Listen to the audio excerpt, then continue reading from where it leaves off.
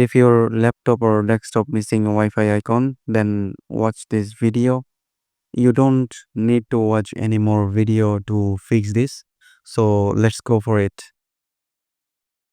You can see when I'm clicking on the Wi-Fi icon, they're showing network and internet settings, but not showing to connect the Wi-Fi.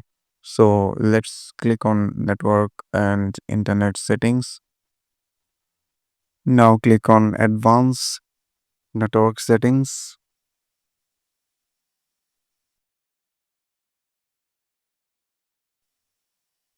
Now here you can see in the below more network adapter options. Click here.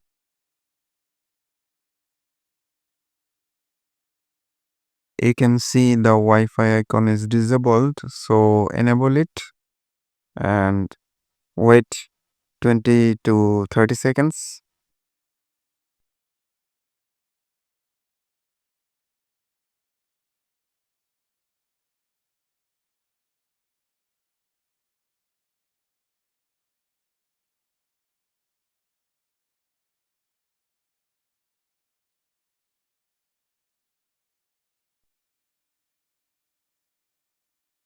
As you can see, already my Wi-Fi connection came up.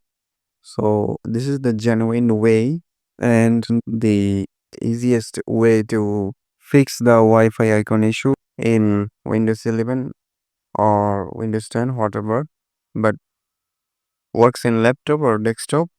The method I shown you right now. I hope this will works for you as well. So thank you so much for watching. See you in the next video. Thanks.